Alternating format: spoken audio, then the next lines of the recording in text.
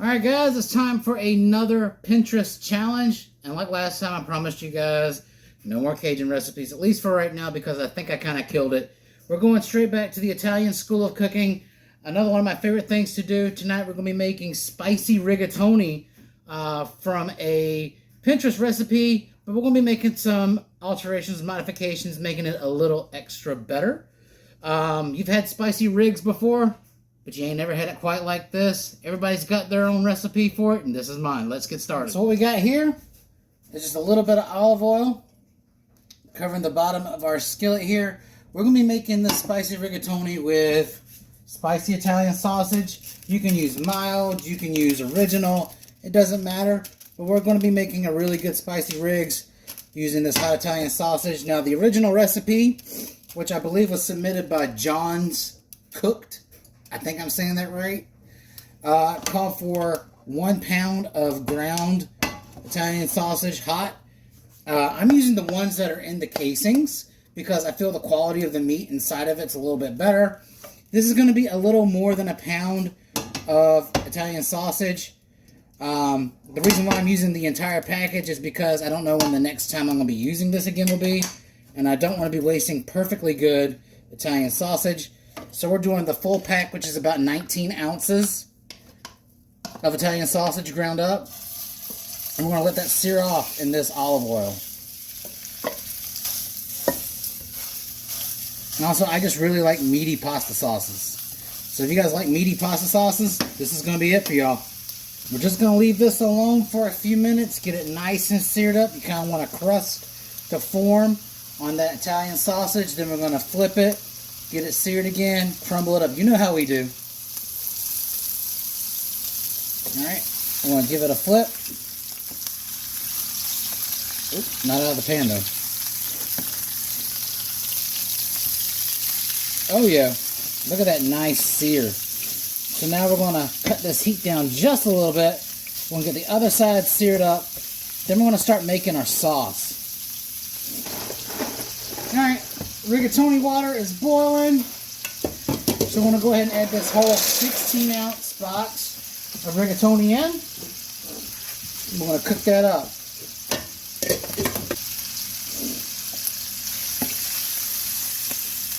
Alright, and this side is looking pretty good.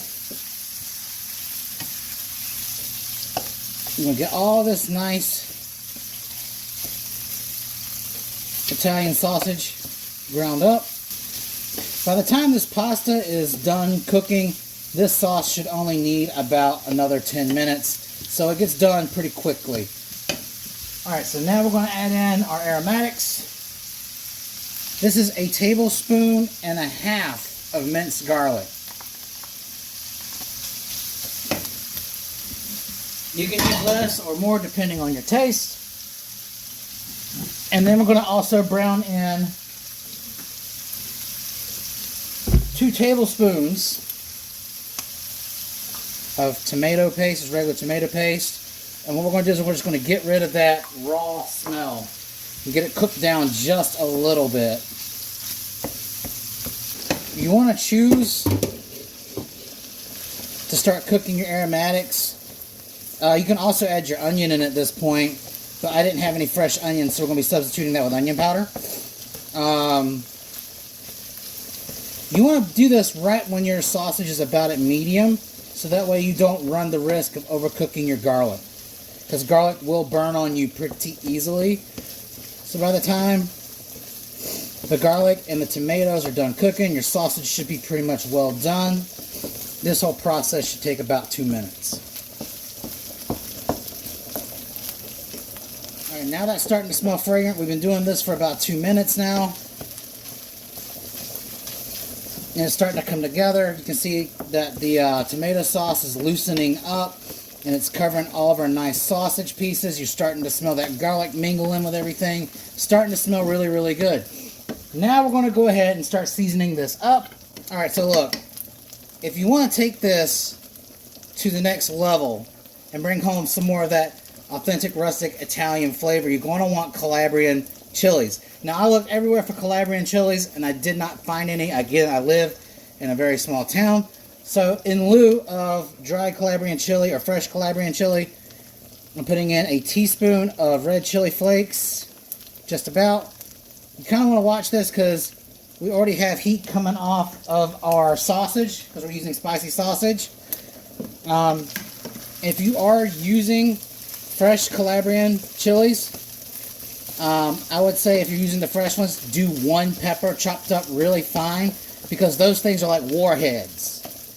If you're not careful, you're going to destroy your guts. I mean, if you have a colonoscopy in the morning and you really don't want to go, throw 2 of those in there and your asshole's still going to be on fire in the morning. But instead, we're going to be using that 1 teaspoon of red chili flakes just to kind of get it going a little bit. And to this, we're also going to start seasoning. This is a really simple pasta to make.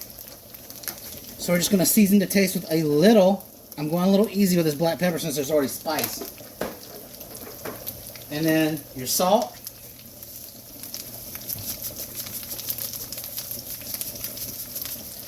Alright. Of course, we'll be checking for salt later on as this dish continues cooking. And then we're going to add in a tablespoon of onion powder because 1 tablespoon of onion powder equals about 1 medium yellow onion. And then that's 1 teaspoon of basil because you got to have basil in your pasta sauce. So we're going to let this stir up and cook down.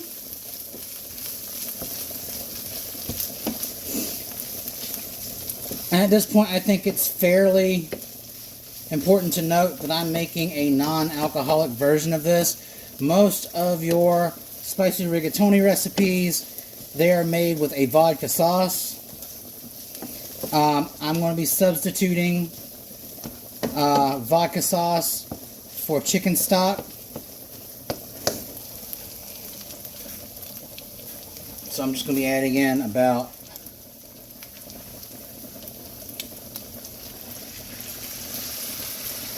a 1/2 cup of chicken stock.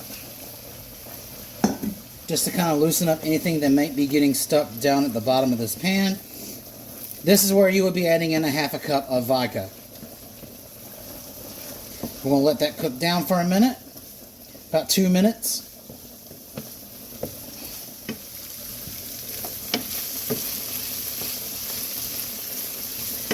Alright, now we're going to reduce this heat down to medium.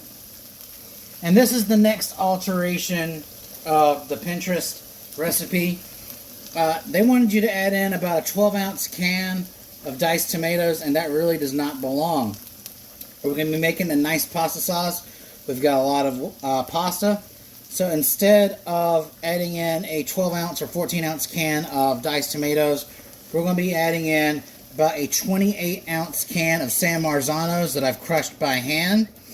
It's super important to note that San Marzano tomatoes are the ones to use. I don't know if you guys watched me make on the pizza school video where I used the San Marzano tomatoes in the 3-hour sauce, or rather the 2-hour sauce. Alright, so the key to San Marzano tomatoes is one thing. They're fresher and they're sweeter.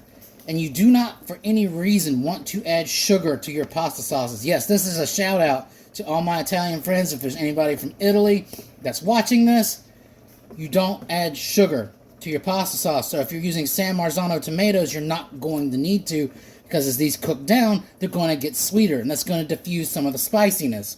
Also, important to note, don't be worried about the spice content just yet, because we're going to be adding cream to this sauce, and that's going to diffuse the flavor. So what we're going to do now is we're going to bring this to a simmer over medium heat. Alright, now that we've got this to a good simmer, we're going to stir this up real quick. Our pasta is done, and we're approaching nearly the end of our sauce cycle here. We give this a good stir, and we want to taste it and check for salt. Make sure we got enough going on here.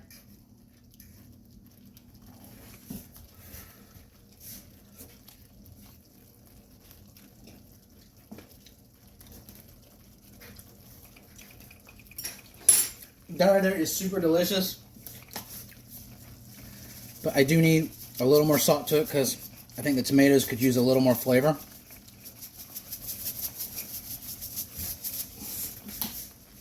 And that's the beauty of this recipe. It's simple. You don't have to add like the kitchen sink to this. Everything is adjusted to suit your taste. Now, this is also the part, like say if you're new to working with Calabrian chili or any sort of heat like this is where you would also toss in more chili flakes or a second chili pepper or something like that. You always do things gradually. Now that we got some salt added to this, we're going to be adding in about a half a cup of heavy cream.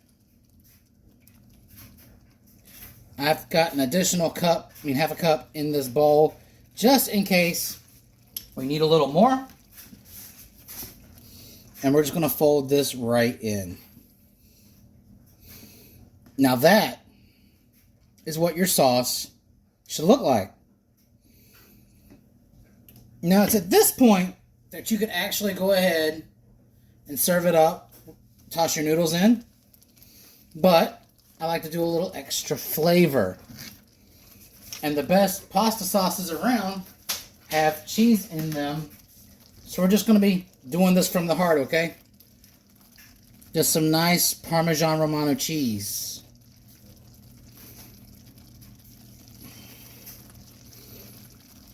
Beautiful Parmesan Romano. Not even measuring. I'm just covering this whole thing. Very unusual for me to not measure in a dish. But with something like this, it's simple. You can cook this on any given weeknight.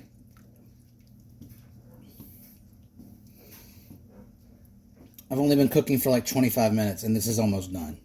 That's how quick this is. So we're going to go ahead and we're just going to make sure all that Parmesan cheese gets nice and melted. Cook it for another 2 minutes. Then we're going to toss our pasta in. I just don't think there's enough cheese in this. Just a little more Parmesan Romano cheese. Again, using this 4C stuff. You guys have to check it out. Let me put it in front of the camera for you. Best shelf-stable shredded Parmesan on the planet.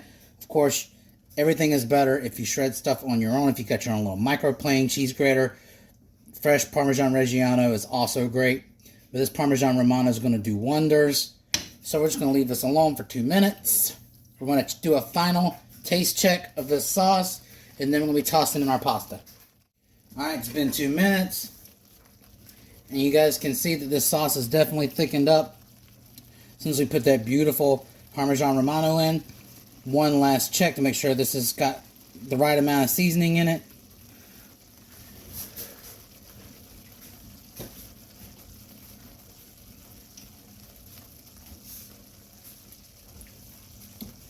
That's on fire. Okay. That is really good. It balances itself out. So now, I feel like it's important to say this. You're going to need pasta water. So I kept my noodles in the water. And I'm just tossing them straight from the pot into the pan. So that way we get pasta water in these noodles. And that's going to help thin out any additional or excess thickness that we don't need. It's also going to help season the pasta sauce. Because, of course, there's salt in the pasta water. So that's why I did not go for any additional salt. This may take a little longer, but it's the right thing to do. Any traditional Italian pasta recipe, you'll pretty much see anyone and everyone toss in at least a half a cup of reserved pasta water to their sauce. There's a reason for that. Alright, so I'm going to strain the rest of these because I have enough pasta water in this sauce. Then I'm going to add the rest of these rigatonis in. Alright.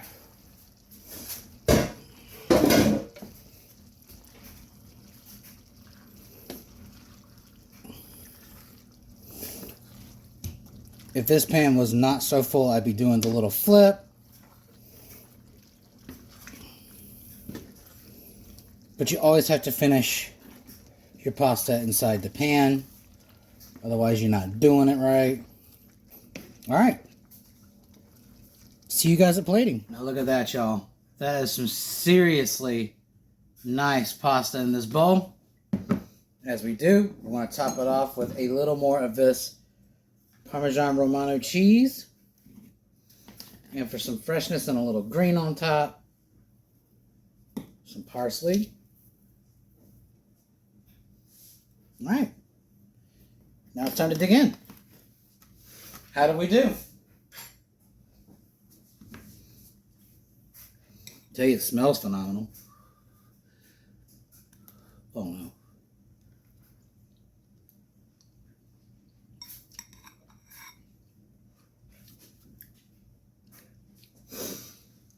The way we made it tonight, even with the hot sausage and the chili flakes, this is just a medium, sort of mild heat. It's nothing that's stupid hot, nothing that you can't handle. It's got loads of flavor. Again, you guys could do it traditional with vodka, make it a vodka sauce. I didn't have any on hand, but the way that I made it tonight is just absolutely incredible. It takes all of 30 minutes to make. Great weeknight dinner. You don't have to go to the Italian joint to get this. Everybody try it. Again, I'll send the link to the original recipe from Pinterest down below. Enjoy. This is some of the best pasta I've ever had. You have a good night.